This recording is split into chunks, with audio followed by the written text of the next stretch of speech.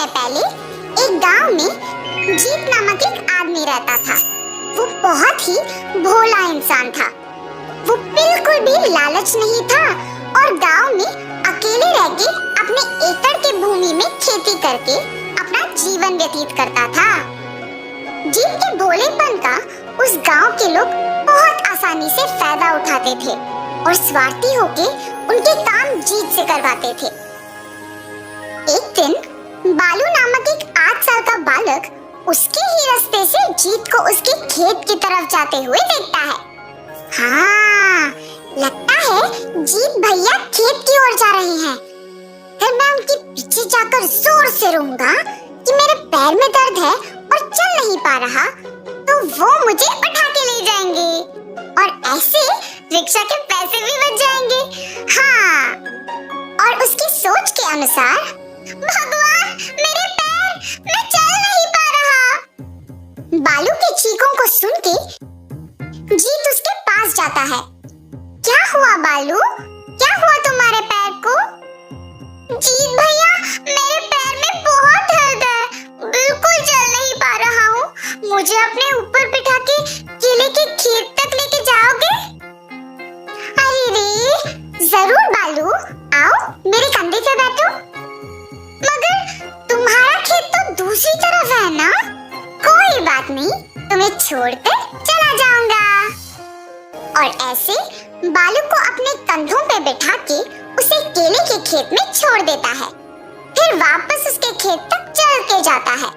जीत का भोलापन देख बालू सोचता है, बेचारा जीत भैया, ये अगर ऐसे ही रहेगा तो न जाने कैसे जिएगा। और बालू की तरह उस गांव में बाकी लोग भी जीत के भोलेपन का फायदा उठा के उसे घर के सामान मंगवा के, नारियल को पेड़ से कटवा के और खेत के काम करवाते थे। ऐसे तरह तरह के काम करवाते थे, मगर किसी को भी जीत की परवाह नहीं थी। उसे कम से कम ये नहीं पूछते कि वो कैसा है या उसने कुछ खाया कि नहीं। सिर्फ अपने स्वार्थ के लिए उससे बात करते थे और इस कारण जीत को उसके खेत के काम करने के लिए कोई समय नहीं बचता था। अरे रे, आज भी दिन पूरा बीत गया। कल मुझे खेत के काम करना होगा। बारिश तो कुछ ही दिनों में शुरू हो जाएगा और मैंने तो अब तक बीजों को भी नहीं बोना। कल ये सब काम मुझे खत्म कर लेना चाहिए, वरना इस साल तो फसल नहीं मिलेगा मुझे। और ऐसे फैसला करता है। मगर अगले दिन जीत के नींद से जागने से पहले ही जोर का बारिश शुरू हो जाता है और इस वजह से उसके बीजों का बोना तो होने से ही रहा। जीत इंतजार करता है कि कब बारिश रुकेगा, मगर वो नहीं रुकता है। नदी के किनारे जब वो एक पेड़ के नीचे बैठकर बारिश के रुकने का इंतजार करता है, तब उसे उस नदी में चमकते हुए कुछ नजर आता है। उसे पकड़ में लेकर साफ करके देखने पर वो और भी चमकता है। हाँ, ये तो सचमुच सोना है। नदी के प्रवाह में सोना मिलना तो आश्चर्य की बात है। ऐसे जीत अपने मन में सोचते ही रहता है कि एक देवता प्रकट होकर एक बूढ़ी औरत के अवतार में बदल के जीत के पास जाती है। बेटा, दया करके दान करो बेटा, अकेली हूँ और बहुत भूख लग रहा है। अरे रे माता, मेरे पास तो पैसे नहीं है। हाँ, मगर ये सोना लीजिए, इसको आप बेचो तो आपको बहुत पैसे मिलेंगे और आप खुश रह सकते हैं। जीते रहो बेटा। और वहाँ से चली जाती है। फिर वही देवता वापस एक छोटे बालक के रूप में बदलकर जीत के पास आती है। जीत भैया, आप ही सोने के पत्थरों के लिए इधर ही हर रोज आते हो? मुझे तो सिर्फ एक ही मिला। मुझे पता भी नहीं है यहाँ सोने के पत्थर मिलते हैं। पर तुम्हें कैसे पता? ये एक रहस्य है, मेरे अलावा और किसी को नहीं पता। चलो चलो जाके और पत्थर ढूंढते हैं। और ऐसे जब दोनों जाकर ढूंढते हैं तो उन्हें मुट्ठी भर का पत्थर मिलता है। पानी से बाहर निकलकर वो बालक सारे पत्थरों को एक कपड़े में इकट्ठा करता है। भैया, इतने सोने के साथ आप क्या करोगे? मैं तो इसे बेचकर अपना जीवन बिना मेहनत की खुशी से जी लूंगा। मेहनत के बिना आया हुआ कुछ भी मुझे अच्छा नहीं लगता है। तो मेरे साथ इतनी देर सोने के पत्थरों को आपने क्यों ढूंढा? ये सब मैं अपने दोस्तों को, पड़ोसियों को और जरूरतमंदों को दे दूंगा। मैं वैसे भी अकेला रहता हूँ और इतना सोना मेरे कोई काम का नहीं है, इसीलिए उनको दे दूंगा। ऐसे जीत से बात करते करते बालक के अवतार में रही देवता उसे एक सोने के पहाड़ की ओर लेके जाती है। उसे देख जीत, बाप रे, ये तो सोने का पहाड़ है, मगर कितना चमकदार है। क्या ये सब सच है? ऐसे जीत के पूछने के तुरंत बाद देवता बालक के अवतार से अपने रूप में बदल जाती है। जीत दंग रह जाता है और उस देवता को देख के कुछ बोल ही नहीं पाता है। जीत, आज से तुम ही इस सोने के पहाड़ का राजा हो और तुम ही इसके हकदार हो। जरूरतमंदों का मदद करना तुम्हारा निस्वार्थ व्यक्तित्व, करोड़ों के मूल्य का ये सोने के पहाड़ को देख के तुम्हें आश्चर्यचकित रह गए, मगर लालच से उसके अंदर जाके देखने का तुम्हें ख्याल भी नहीं आया। इतना भोला और अच्छा हो तुम। आज से इसका पालन तुम ही करोगे और तुम्हारे पालन में ही सब जिएंगे। इस गांव का भविष्य अब तुम्हारे हाथों है। तथास्तु। ऐसे कहकर गायब हो जाती है। जीत तब से उस सोने के पहाड़ में रहते हुए सारे ग्रामीणों का सुख दुख का पालन करता है, सबकी मदद करते हुए उनका देखभाल करता है।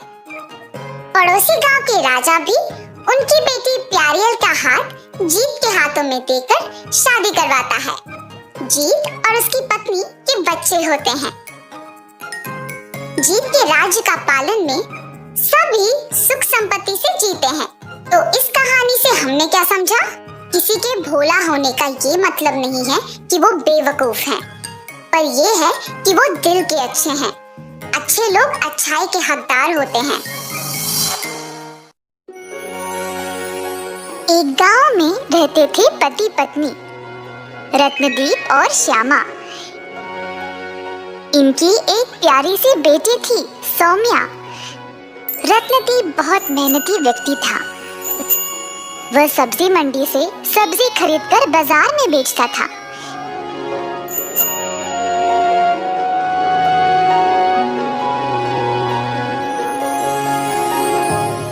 यही इनकी रोजी रोटी कमाने का जरिया था। एक दिन रोज की तरह रत्नदीप घर गया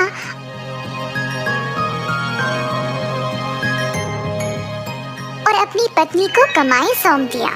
श्यामा पैसे गिनते गिनते ख्यालों में डूब गई। अभी के लिए तो ये पैसे हमारे लिए काफी है, पर हम सौम्या को अच्छी स्कूल में कैसे भेजेंगे? अचानक से उसके दिमाग में एक विचार आया। सुनिए जी, इन पैसों से हम जी तो रहे हैं, पर हम सौम्या को अच्छी स्कूल में नहीं भेज पाएंगे। आधी कमाई तो वापस सब्जी खरीदने में ही जाती है। क्यों ना हम खुद की सब्जी उगाएं हमारी ही जमीन पर, फिर हम मुनाफा कमा के बच्ची को अच्छे से स्कूल में डाल सकते हैं। हाँ, तुमने सही बोला। लगता है अब यही करना पड़ेगा। ऐसा सोचकर रत्नदीप गया खेत को हल करने के लिए। जमीन को जोतते समय अचानक से रत्नदीप का हल कोई सख्त चीज से टकराया। रत्नदीप और खोदने लगा। जमीन में गड़ा हुआ उसको एक बड़ा सा संदूक मिला। संदूक को उसने रस्सी से बांधा और फिर जोर लगा के उसको निकाल खींचा।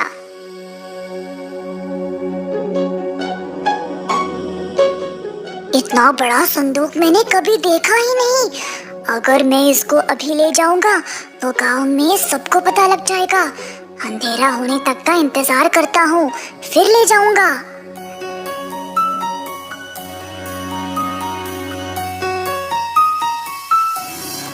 रात होते ही रत्नदीप संदूक को घर ले गया। पत्नी अपने पति के सर के ऊपर इतना बड़ा संदूक देखकर हैरान रह गई। ये बक्सा क्या है? किसका है? सवाल करना बंद करो और जल्दी से दरवाजा पर ताला लगाओ। श्यामा ने तुरंत दरवाजा को बंद किया और संदूक को रत्नदीप के सर से नीचे उतारने में मदद की। ये संदूक आपको मिला किधर? सुबह जब मैं जमीन में खोद रहा था तब मिला। मुझे लगा कि अगर दिन के समय में इसको यहाँ ले आऊं तो सब लोग देख लेंगे ना, इसीलिए मैंने रात होने तक का इंतजार किया। पर अंदर है क्या? मुझे खुद नहीं पता, मैंने अभी खोला नहीं। चलो खोलते हैं। संदूक को खोलते ही दोनों अंदर भरा पड़ा कीमती रत्न और सोना देखकर आश्चर्यचकित रह गए। हाय, ये तो इतना सारा सोना है। अरे हाँ, हम बहुत भाग्यशाली हैं कि हमको ये खजाना मिल गया। वाह, अब तो इतनी मजदूरी करने की जरूरत नहीं। हम इन गहनों को बेचकर आराम से जी सकते हैं और सौम्या को तो सबसे बढ़िया स्कूल में भेज सकते हैं। ऐसा कहकर दोनों सोने चले गए।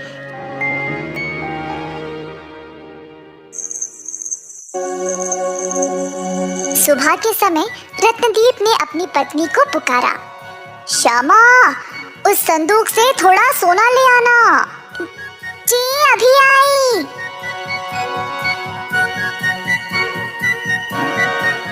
पर जब श्यामा ने संदूक खोला तो अंदर खाली था, सारा सोना गायब।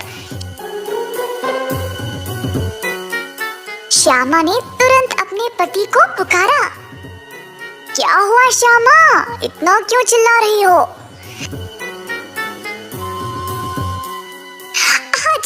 सारा खजाना गायब है। रत्नदीप ये सुनकर हैरान खड़ा रह गया।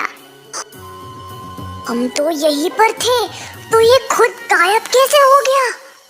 मुझे भी नहीं पता जी। रुकिए, सौम्या, सौम्या।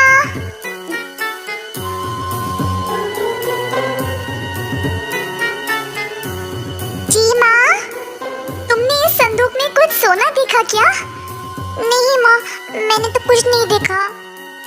दोनों अचरज में पड़ गए कि अचानक से सोना गायब कैसे हो गया। सौम्या को भी स्कूल नहीं भेज पाए और रात तक तीनों ऐसे ही बैठे रहे। रात हो गई और सौम्या को भूख लगी। पानी पीने के लिए वह उठी तो उसने देखा कि संदूक में सोना भरा पड़ा था। माँ, बापू। जल्दी से माँ बाप दौड़ते हुए सौम्या के पास आए। माँ, ये देखो, संदूक में सोना है। आपने मुझे सुबह इसी संदूक के बारे में पूछा था ना? पति पत्नी ने जब अंदर देखा तो संदूक वापस खजाने से भरा पड़ा था। हाय, सुबह तो ये खाली हो गया था, अब अचानक से फिर से कैसे? मुझे लगता है कि हमारे किसी करीबी ने ही चोरी की है और फिर उसको गलती का एहसास हुआ होगा तो वापस रख दिया होगा। और कैसे संभव है कि ये खजाना अपने आप गायब हो जाए और आ भी जाए वापस? मुझे यकीन ही नहीं हो रहा है कि सोना वापस आ गया। अब तो सोना मिल गया ना माँ, अब आपस में खुसफुस क्यों कर रहे हो? सुबह से कुछ खाया ही नहीं, अब तो खा ले हम। तुरंत श्यामा ने खाना पकाया। खाना खाने के बाद सौम्या सोने चली गई। पर पति पत्नी को लगा शायद कोई फिर से चोरी करेगा, तो दोनों रात भर संदूक पर नजर रखे बैठ गए। पर सुबह खजाना फिर से गायब हो गया था। ये कैसे संभव है? अपने आप गायब कैसे हो सकता है ये? अब तो आपको यकीन हुआ ना?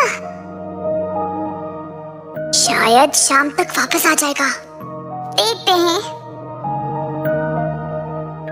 उस दिन भी दोनों कोई काम नहीं कर पाए और शाम का इंतजार करते हुए बैठ गए।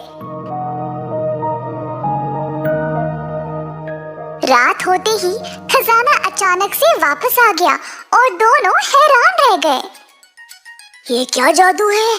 सुबह में गायब और शाम को वापस खजाना आ जाता है। अजी, मुझे लगता है कि क्यों ना हमारी कितनी भी इच्छा हो इस सोना को रखने का, फिर भी इसका कोई फायदा नहीं है।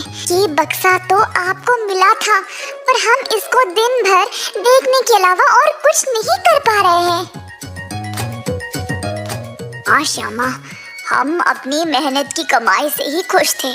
चलो इस संदूक को वापस वहीं पे डाल देते हैं और मेहनत से कमाकर सुखी से जिएंगे। ऐसा सोचकर दोनों ने संदूक को वापस वहीं पे डाल दिया।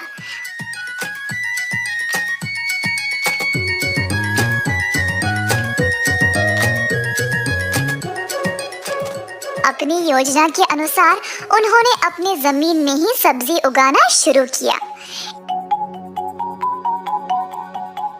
इन सब्जियों को बेचकर खुशी से रहने लगे।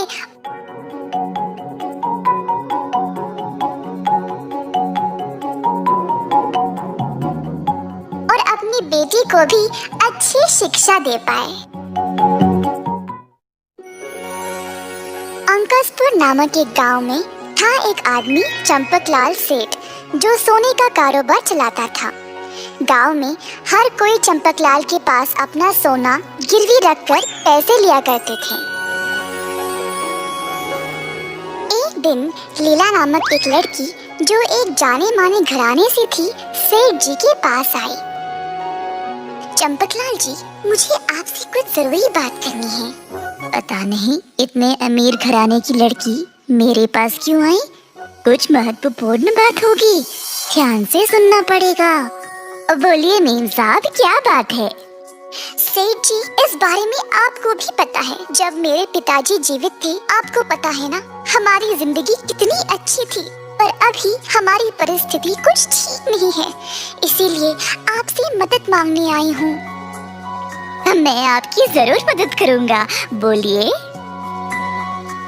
अगर हमें पहले जैसा रहना है तो हमें एक गुप्त खजाने के संदूक ढूंढना पड़ेगा, जो मेरे पिताजी के पास था। इतने सालों तक उन्होंने उसको छुपा के रखा था और अब हमें उस संदूक का पता लगाना पड़ेगा। पिताजी के अलावा और किसी को इसके बारे में नहीं पता। मैंने अपने सब नौकरों को सारे गांव में ढूंढने को बोला है। संदूक मिलने के बाद मैं आपके पास आऊंगी और आपको सब बेच दूंगी। आप उस खजाने का मूल्य देखें और मुझे उसके बराबर पैसे दे दें। वाह रे वाह, गुप्त खजाना, मेरी तो किस्मत ही खुल गई है। मुझे ये करना ही पड़ेगा। क्या सोच रहे हैं आप? कुछ नहीं मेम साहब, मैं आपकी मदद जरूर करूंगा। आपका काम खत्म होने के बाद मेरे पास आ जाना। लीला फिर वहां से चली गई। घर जाने के बाद उसने अपने सारे नौकरों को बुलाया। सब लोग मेरी बात ध्यान से सुनो। मैंने चंपकलाल सेठ से बात कर ली है। उसको मेरी बातों पर विश्वास भी हो गया। उसको कोई संदेह नहीं हुआ, क्योंकि मैंने स्पष्ट रूप में बात की। अब बाकी का काम तुम लोग संभालो। कमरे से सारे मटके ले आओ, नकली सोना लाओ और काम पे लग जाओ। मेम साहब, इन सब चीजों पे नकली सोने का लेप तो लगाना मुश्किल नहीं है, पर पकड़े जाने का अवसर है। मैं इतनी भी बेवकूफ नहीं हूँ। सारा नकली सोना नीचे भर के ऊपर से कुछ असली सोना भी डाल के दे दूंगी। अब अगर कुछ चाहिए तो थोड़ा सा निवेश भी तो करना पड़ेगा ना। ठीक है मेम साहब, आप जैसा कहे हम वैसा ही करेंगे। और बस इतना ही नहीं, सारी चीजें असली सोने की तरह चमकनी चाहिए। सबने लीला की बात मानी और काम पे लग गए। लीला अपनी योजना के अनुसार काम करवा रही थी और इसी दौरान चंपकलाल ने ये खुशखबरी अपनी पत्नी को बोला कि जल्द उसको ढेर सारा खजाना मिलने वाला है। 3 दिन के बाद लीला खजाना लेकर चंपकलाल के पास गई। चंपकलाल जी, हमारे घर में एक कुआं है। मेरे पिताजी ने सारा खजाना वहीं पे रखा था। ये देखिए। लीला ने ढांपे हुए कपड़े को हटाया और चंपकलाल को सारा खजाना दिखाया। चंपकलाल भी इतना खजाना देखकर खुश हो गया।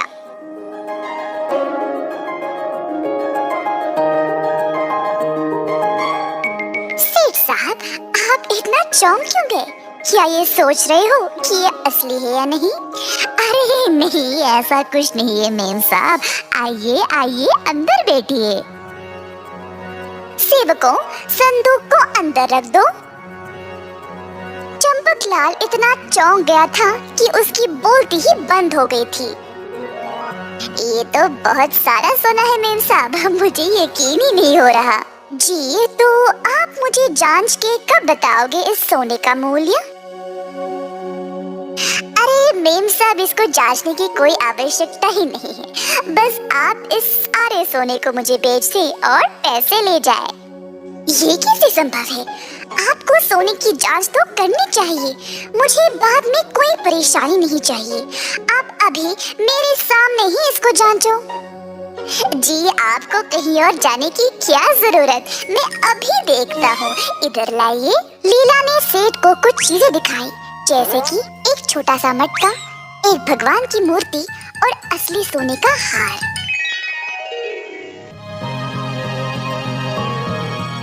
ये काफी है जांचने के लिए, या और दिखाऊं? अरे नहीं मेम साहब, इतना ठीक है। और मैं आप पे भरोसा नहीं करूँगा तो और किस पे करूँगा, है ना? चंपकलाल ने बाकी के खजाने को जांचा नहीं और लीला को पैसे दे दिए। लीला ने तुरंत पैसे लिए और वहाँ से चली गई। चंपकलाल को लीला पर पूरा यकीन था और उसको सारे सोने का बराबर पैसा दे दिया।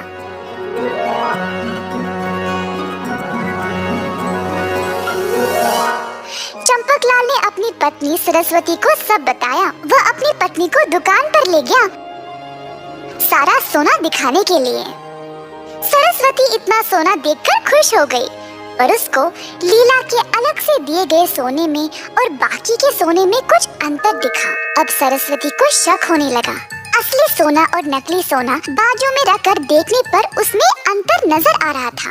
आपको कुछ गड़बड़ नहीं लगा? क्या गड़बड़? जो सोना हमारे दुकान में है उसमें और लीला के सोने में आपको कोई अंतर नहीं दिखाई दे रहा। रंग थोड़ा अलग है ना? हाँ सही, पर ये बहुत सालों से कुएं में था ना, शायद इसीलिए। अगर ये कुएं में था तो ये सोना पुराना लगना चाहिए ना? इतनी चमक क्यों है इसमें? इधर लाने से पहले इसको अच्छे से साफ किया होगा ना? अच्छा ठीक है, आपने सोने को लेने से पहले जांचा है ना? हाँ, उसने खुद थोड़ा सोना दिया जांचने के लिए। उसने मुझे एक भगवान की मूर्ति, एक छोटा सा मटका और एक हार दिया था। उसने मुझे बाकी के खजाने को भी जांचने को कहा। मैं इतना खुश था कि मैंने बाकी का सोना जांचना जरूरी नहीं समझा। आपने यही गलती की। वो 3 चीजें मुझे जरा दिखाइए। चंपकलाल ने लीला के अलग से दिए हुए 3 चीजों को लाया। सरस्वती ने तीनों को जांचा।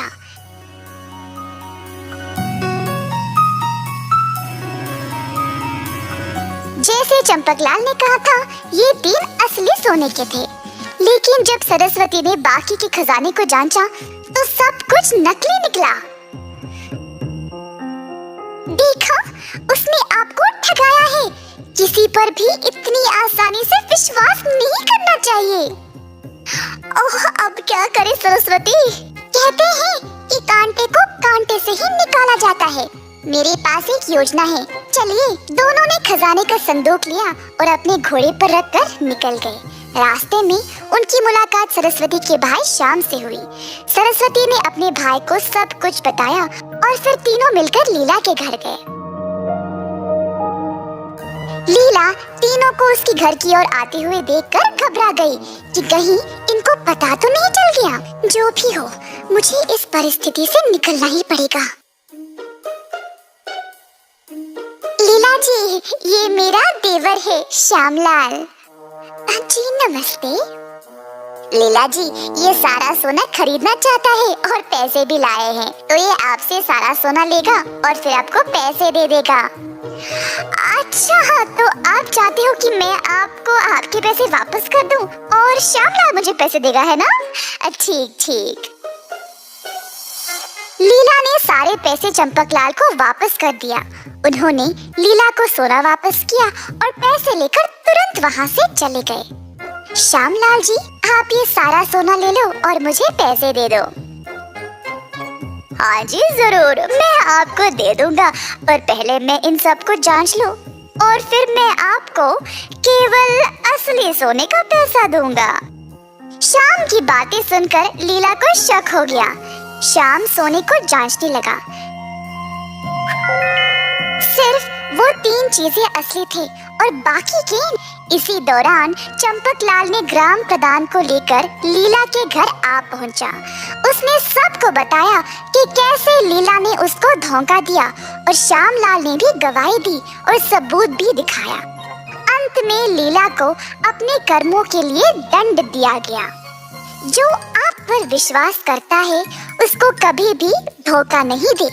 किसी भी मुश्किल परिस्थिति से होशियारी से निकल सकते हैं।